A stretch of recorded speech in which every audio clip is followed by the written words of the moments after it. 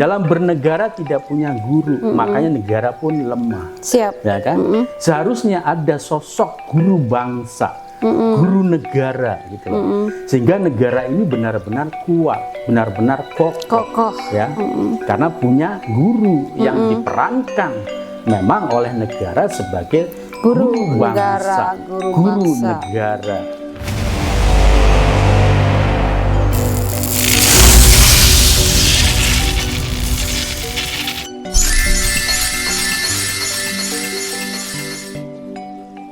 Insun rahayu balaria waluya asma pangestu hibat pangriksa. Salam, segala salam pemirsa, jumpa lagi dengan saya Nyimas Dewi Larasati. Masih bersama narasumber kita, beliau Kang Raga. Kang Raga selalu sehat ya. Puji mana sehat dan berseri, hijaunya pun wow. Iya, seger. Subur, seger. Mempertandakan kesegarannya Kang Raga hari ini ya. Segar bugar. Sehat bugar, sehat, puji mana, begitupun saya. Dan tentunya pemirsa setia kanal Prabu dan Ratu juga selalu sehat dan banyak rezekinya ya. Kang Prabu. Amin, amin ya robbal alamin. Kang Prabu, pada kesempatan hari ini kita akan membahas nih mengenai tokoh Satrio Piningit, dari Imam Mahdi, dari Ratu Adil, dan dari Bocah Angon. Namun akan tetapi begini, sebelum Kang Prabu membahas lebih dalam, mempertegas tentang peran-peran beliau itu, nah begini, saya mengamati banyak netizen yang menganggap apa yang Kang Prabu sampaikan tentang keempat tokoh tersebut ini ya keluar dari pakemnya Jayabaya. Nah, gimana nih Kang Prabu menanggapi netizen itu sebelum kita melangkah ke yang tadi itu? Iya. Keluar dari pakem Jayabaya setelah saya mengamati gitu. Iya. Iya. Saya jadi balik bertanya, memangnya Jayabaya ini yang menentukan, ya kan? Nah, gitu. Ya, iya, kenapa harus mengikuti pakem beliau gitu loh? Gitu ya? Iya kan, beliau bukan yang menentukan ya, bukan yang menentukan siapa Bocah Angon, Ratu Adil, Imam Mahdi, dan Satrio Piningit ya. Ya ramalan-ramalan. Ikutin pakemnya beliau gitu. Iya juga ya. Ya enggak, kan beliau tetap aja sama dengan kita, gitu. dengan manusia pada umumnya, ya kan? Yang tentunya juga prediksi atau ramalannya ini ya bisa masuk, bisa enggak, ya kadang benar, kadang enggak, gitu kan? Ya namanya juga ramalan. Ramalan juga ya Kang Prabu. Ya, namanya juga ramalan kan. Sedangkan yang berupa kitab yang konon katanya wahyu atau kalam dari Tuhan, firman dari Tuhan, wahyu dari Tuhan, itu pun ya tidak bisa diimplementasikan oleh para pemeluknya, ya, para penganutnya dengan baik dan benar. Benar juga ya. Iya sih. Realita yang terjadi, kehidupan ya, yang terjadi pada saat ini semakin carut marut, semakin terpuruk gitu loh. Ya. Itu berupa wahyu, berupa firman Tuhan, ya kan? Apalagi ini hanya sebatas sebagai ramalan ya Kang ramalan Prabu. dari seorang Prabu Jayabaya, yang tentunya ya sekali lagi yang namanya ramalan ini kan kadang benar, kadang juga nggak benar, salah, keliru, atau penafsiran dari kitanya yang salah juga bisa jadi gitu kan. Ya. Memang saya sama sekali tidak mengacu gitu loh. Tidak mengacu dengan ramalan dari Prabu Jayabaya. Bahkan membaca ya kitab dari Prabu Jayabaya pun tidak ya. Iya, siap. Ramalannya secara detail pun tidak. Hanya ya cuplikan-cuplikan ya sekilas-kilas saja gitu kan. Ya hanya sebatas untuk apa ya? mengetahui secara ininya saja lah, garis besarnya garis besarnya saja ya. Itu saya sama sekali tidak membaca atau tidak mengacu kepada ramalan Prabu Jayabaya. Karena yang saya gunakan, yang saya jadikan sebagai pedoman atau pegangan itu adalah intuisi dari Manah Suci atau dari guru sejati yang kemudian diverifikasi dengan penjelasan ya dari sang guru sejati secara lahir. Begitu ya Kang Prabu. Bocah Angon secara lahir ya. Jadi apa yang saya dapatkan ya dari sang guru sejati dari Manah Suci ya, kemudian saya coba verifikasikan dengan guru lahir, guru dohir, ya, yaitu sang bocah Angon secara lahir. Saya mendapatkan intuisi atau petunjuk seperti ini, gimana benar atau tidak, gitu kan, dibenarkan oleh beliau, gitu. Makanya ya, sebenarnya nggak keluar dari pakem, memang tidak mengacu ya Kang Prabu. Memang sama sekali tidak mengacu gitu loh kepada ramalan dari Prabu Jayabaya. Karena sifatnya masih ramalan juga Kang Prabu ya? Iya, sifatnya ramalan juga. Mungkin beliau Prabu Jayabaya juga dulunya mendapatkan dari Manah Sucinya. Dari Manah Sucinya, betul. Dari guru sejatinya gitu kan, gitu loh. Yang tentunya pada saat itu menerima ramalan itu kan juga disesuaikan dengan kondisi pada masa itu kan, tentunya kan, betul. Situasi dan kondisi pada masa itu. Kalau begini juga di tempatnya, ruang dan waktunya, kan? Betul. Ya, belum tentu ramalannya ini bisa up to date kan gitu. Betul, iya. Aku kan bisa juga belum hanya berlaku pada masanya gitu. Dan sudah expired pada masa saat ini, bisa jadi seperti itu kan, juga gitu. Karena kan dinamika kehidupan terus berjalan, terus berkembang, betul gitu, Kang kan? Prabu, betul. Ya, dengan berbagai tantangan kehidupan yang semakin kompleks gitu kan. Jadi sekali lagi saya tegaskan, memang saya sama sekali tidak mengacu, tidak berpedoman kepada ramalan dari Eyang Prabu Jayabaya gitu, yang sifatnya juga sama-sama ramalan. Iya, jadi hanya menggunakan petunjuk dari Manah Suci ya. Jadi dari para leluhur ya, para karuhun ya, yang menjadi satu intuisi. Diverifikasi dengan Roso Sejati ya, juga dengan sang Manah Suci ya.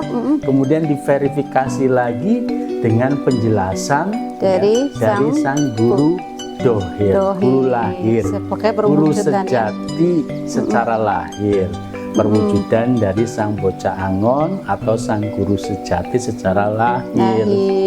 Yang kami yakinin, saya yakinin memang beliau ini adalah wujud dari sang bocah Angon yang sebenarnya, yang sejatinya, ya kan? Kan boleh kami meyakini. Boleh dong. Yang lainnya mau berkeyakinan terhadap bocah Angon yang lain, ya enggak masalah. Mangga, silakan. Gitu, kan? Ya, jadi kami khususnya saya sangat meyakinin bahwa beliau guru kami adalah guru sejati kami, sang bocah Angon yang sejati. Masalah yang lain punya bocah-bocah Angon yang lainnya mangga, silahkan. Punya keyakinan ya kan, mungkin ada sosok bocah Angon yang diagungkan, diunggulkan, ya mangga, silahkan. Nggak perlu saling menyerang juga ya. Yang pasti keyakinan kami bahwa guru kami ya kan, itu adalah perwujudan dari sang guru sejati, perwujudan dari sang Rabbul Alamin, perwujudan dari sang bocah Angon yang sejati. Itu keyakinan kami yang mutlak gitu. Luar biasa. Jadi sama sekali memang ya tidak mengacu pada ramalan Prabu Jayabaya atau ramalan Wangsit, Uga Wangsit Siliwangi, atau yang lain-lainnya, lah ya. Sama sekali gitu loh ya. Semuanya masih bersifat ramalan. Semuanya masih bisa salah, juga masih bisa juga tepat gitu ya. Jadi tidak bisa dijadikan patokan kebenaran yang mutlak. Yang mutlak. Masih bisa keliru, masih bisa meleset.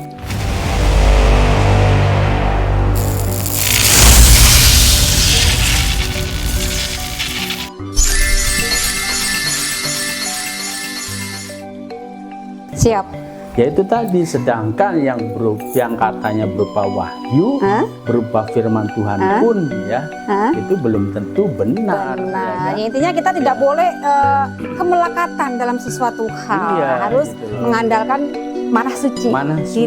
Diri yang sejati ya. Ya, karena Siap. di dalam diri setiap manusia ini kan sudah diberikan tool ya. Siap, paham, Berupa sepakat. guru sejati, berupa rasa sejati, berupa rasio sejati, berupa sukma sejati, yang merupakan komponen hidup ya dalam diri kita. Siap. Itu Berapa? komponen-komponen atau tool-tool tersebut ini yang perlu diandalkan, yang kemudian diverifikasi ya kan dengan tool-tool yang ada di luar diri. Yang penting berupa guru atau apapun lah ya, ratu ya siap, yang bisa dijadikan satu acuan, petunjuk kebenaran gitu loh ya. Yang penting tetap di sini ya. Yang Iya. Prabu tidak boleh kita kemelekatan dengan yang di luar diri. Siap. Gitu. Luar biasa. Nanti jadinya doktrin ya. Orang ramalan Jayapaya aja begini kok jadi begitu kan gitu ya. Siap. Baik Bang Prabu, luar biasa, sudah sedikit memahami ya. Kalau saya sih memahami ya, semoga pemirsa yang melihat ini juga memahami. Baik, kita akan lanjut dengan inti yang mau saya tanyakan untuk mempertegas peran-peran dari para tokoh akhir zaman ini. Di antaranya yaitu satu, peran dari Bocah Angon dulu. Gimana Kang Prabu? Peran Bocah Angon ya. Peran Bocah Angon ini kan sebagai guru ya. Siap. Sosok guru ini sangat penting sekali ya. Tuh. Peran guru ini ada menduduki posisi sebagai jempol. Kalau dari lima jari, jari tangan, ibu jari, telunjuk, ya, jari tengah, jari manis dan kelingking. Posisi guru ya, Bocah Angon ini menduduki jempol. Ibu jari ya. Ibu jari. Siap. Ya, ini yang menentukan kekuatan dari empat jari ini. Di mana jika telunjuk ini ya berpegangan kepada jempol ini, maka akan memiliki kekuatan. Ya kan? Betul. Nyubit pun sakit. Ya. Coba kalau nyubit pakai gini ya, telunjuk sama jari tengah nggak bisa. Ya. Ini nyubit pun sakit. Sama dengan jari tengah pun sama kuat gitu. Nah ini kalau berpegangan dengan antara ini ya, jari tengah dengan jari telunjuk ini nggak kuat pegangan. Nah ini kuat. Ini pun kuat, kelingking pun kuat. Nah, menggenggam pun tanpa adanya jempol, ini tidak kuat, masih lemah ya. Kalau lihat gini kalau dengan jempol ini maka akan kuat, bahkan kokoh. Begitupun pada saat menonjok. Iya. Kalau gini kan cuma kayak gini ya. Kalau kita langsung. Kalau pukul dengan begini nggak ada tenaga. Ya. Tapi kalau dengan jempol ini menjadi maksimal, tenaga, yang dahsyat, bahkan optimal. Siap. Nah, begitupun dalam hidup ini. Jika kita tidak punya pegangan guru, punya guru sebagai pegangan hidup. Sebagai pedoman hidup, maka hidup kita itu lemah, betul. Realita yang ada, yang berkembang di masyarakat ya, ini kehidupan ini kan mayoritas tidak punya guru. Betul, bahkan dianggap sepele. Tidak punya guru ya. Dalam bernegara tidak punya guru, makanya negara pun lemah. Siap. Ya kan? Seharusnya ada sosok guru bangsa, guru negara gitu loh. Sehingga negara ini benar-benar kuat, benar-benar kokoh. Ya. Karena punya guru yang diperankan memang oleh negara sebagai guru bangsa, guru negara, guru dari pemerintahan, maka pasti pemerintahannya kuat, negaranya kokoh gitu loh. Ya, sama dalam hal berbisnis pun kalau punya guru ya, maka pasti kuat bisnisnya. Betul. Ya. Digoncang oleh berbagai situasi dan kondisi, masih tetap kuat dan kokoh. Begitupun dalam hal berumah tangga aja, guru tolong bantu saya punya masalah begini. Pasti nanti ada petunjuk, Ada intuisi ya. ada intuisi dari guru, dari alam ini. Betul. Gitu lah. Ini manfaatnya kalau kita punya guru dalam berbagai hal lah ya. Dalam beragama pun begitu. Kalau punya guru ya yang benar-benar di sini mewakili dari Rabbul Alamin ya, dari Tuhan yang Maha Esa, dari Sang Hyang Maha Tunggal, maka pasti kehidupan ini menjadi kuat, kokoh. Beragama pun menjadi punya karomah tersendiri ya, punya apa namanya ya, punya kekuatan lah ya. Jadi punya ruh dalam keyakinan ini, punya ruh dalam beragama, punya ruh yang kuat, yang kokoh ya. Tidak mudah terombang-ambing oleh berbagai situasi dan kondisi.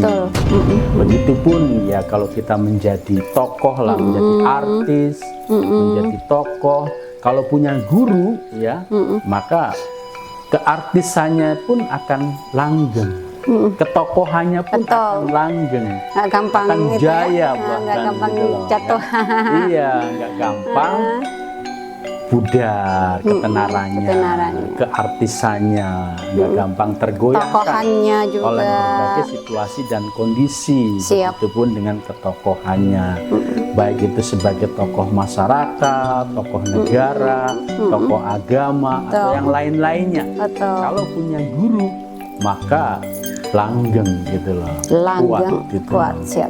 Itu peran guru atau sang bocah angon yang secara batinnya ya ini bisa dijadikan sebagai mediasi untuk berkomunikasi dengan Sang Rabbul Alamin, Tuhan yang sesungguhnya ya, Tuhan yang Maha Esa, Sang Hyang Maha Tunggal. Cukup dengan menghadirkan wajah dari sang guru ya kan, ini kan jadi penghadapannya itu jadi benar ya, daripada Tuhannya maha gaib, bingung ya kan, nanti yang datang siapa ya nggak jelas gitu.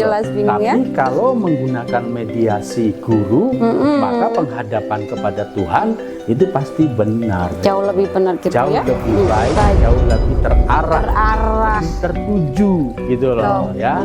Nah ya, untuk berbagai keperluan itu bisa ya, sebagai sandaran vertikal lah gitu loh ya.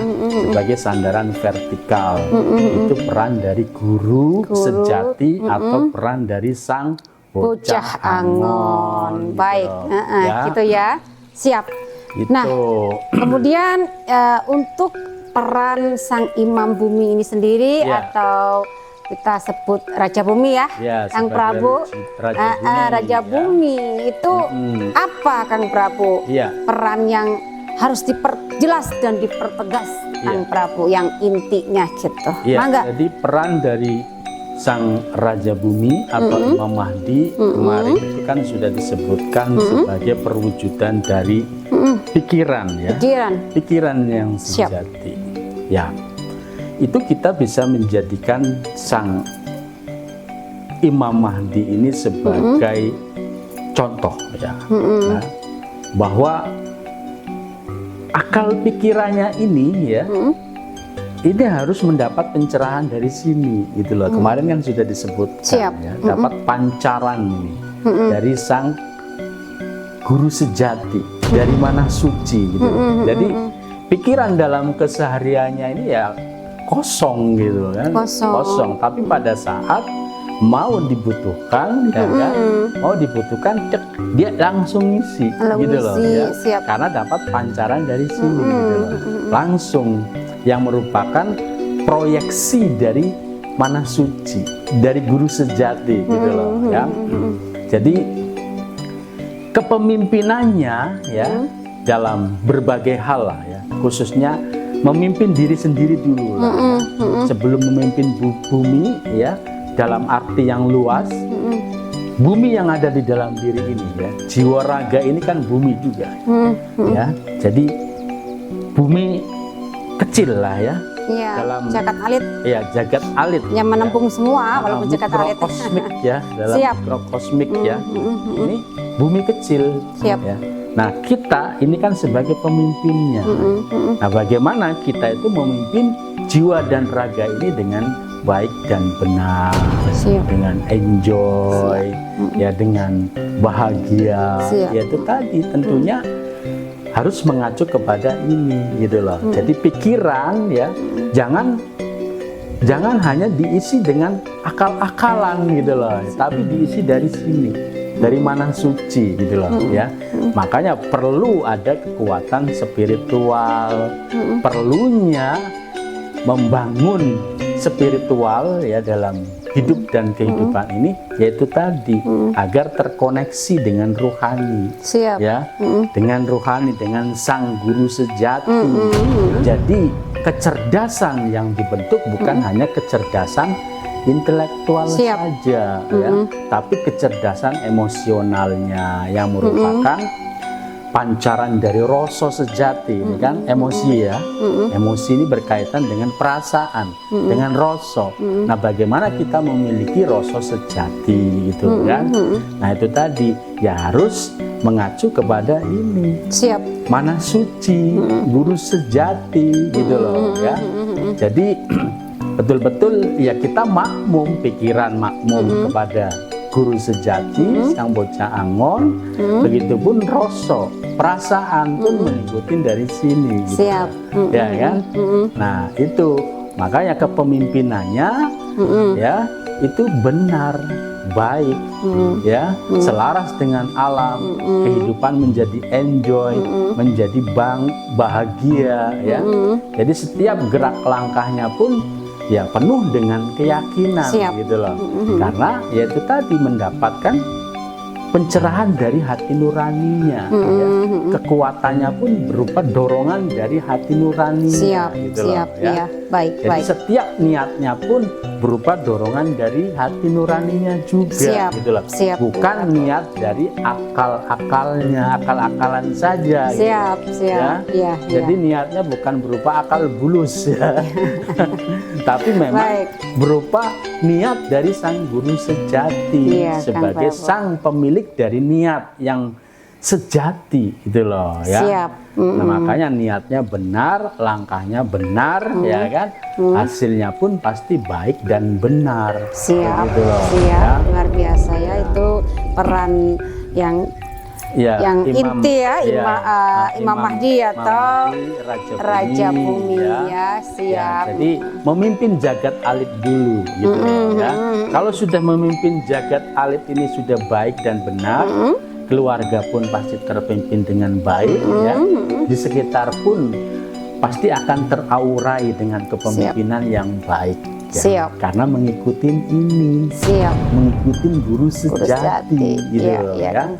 Tidak mudah tidak mudah tersinggung, tidak mudah marah, ya kan, tidak mudah tersituasi dan terkondisi ya oleh berbagai carut marutnya kehidupan ya. Walaupun di lingkungan ini carut marut ya, terpuruk, tapi tetap enjoy, tetap bahagia.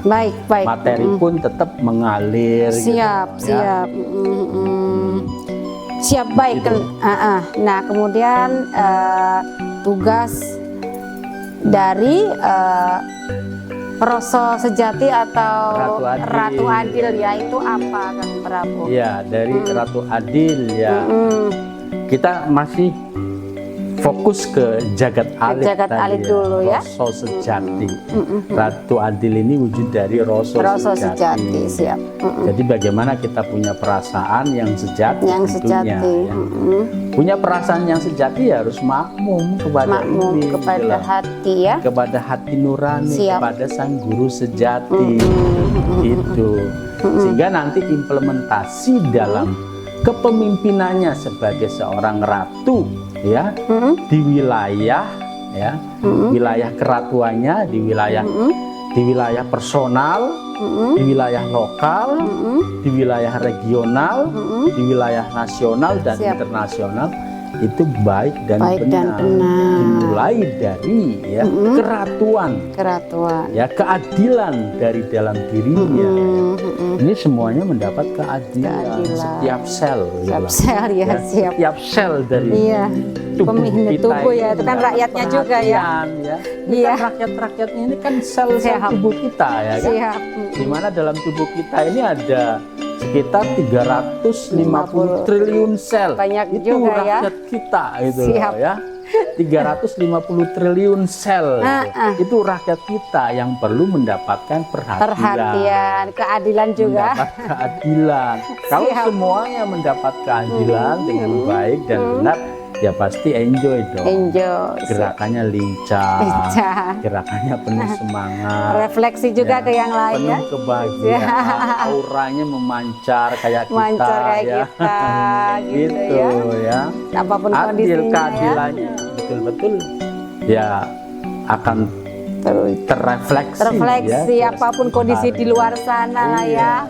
Tidak akan berpengaruh dalam diri kita. Begitu. Nah, kalau semuanya sudah menjadi Ratu Adil, adil atas dirinya, ya, adil pada keluarganya, ya kehidupan pasti adil dong. Adil gitu ya. Itu karena sudah terbiasa ya memperhatikan sampai yang terkecil ya, berupa itu tadi, setiap warganya berupa sel tadi. Setiap sel mendapat perhatian gitu loh. Suka ngobrol sama warganya juga ya, apa yang kurang, apa kenapa kamu kok di sini sakit, ada apa ya kan? Ya, kenapa kok pusing gitu kan? Diajak ngobrol gitu. Siap begitu ya kan. Itu perhatian terhadap warga masyarakatnya gitu loh. Memang pemahaman Kang Prabu ini memang lain daripada yang lain, tapi kalau kita rasakan, kita kaji pakai ini loh, Manah Suci, wah ini logis semua Kang Prabu, logis dan saya luar biasa sekali dengan penjelasan Kang Prabu ini, banyak sekali membuka hal-hal yang selama ini mungkin doktrin ya, itu mulai hilang sedikit demi sedikit dan bisa membuka dengan ini loh sebenarnya. Benar, kan seperti itu. Iya, jadi cukup diajak ngobrol tadi kalau pusing atau sakit apa. Diajak ngobrol, kenapa kamu kepala pusing? Kepala pusing kenapa begini gitu ya. Jadi semuanya mendapat perhatian. Siap. Kalau sudah terbiasa hal yang terkecil ya berupa sel tadi mendapat perhatian, mendapat keadilan, maka implementasi dalam hidup ini pun pasti adil dong. Siap. Ya kan? Betul. Nah, kalau seluruh masyarakat sudah mempraktekkan, menerapkan seperti itu ya, kehidupan adil dong. Dan makmur pasti gitu loh. Kang Prabu, siap. Baik, luar biasa penjelasannya Kang Prabu, peran-peran dari keempat tokoh akhir zaman ini. Saya rasa cukup dulu ya Kang Prabu pembahasan kita kali ini. Nanti lain waktu pasti kita akan bahas yang lainnya, termasuk ada beberapa DM atau komentar ini netizen, nanti kita bahas di sesi berikutnya ya Kang Prabu. Yang penting untuk hal ini sudah Kang Prabu jelaskan. Terima kasih pemirsa, hatur nuhun, anukasun, salam segala salam. Insun rahayu, kalarea waluya, asma pangestu, hibar pangriksa.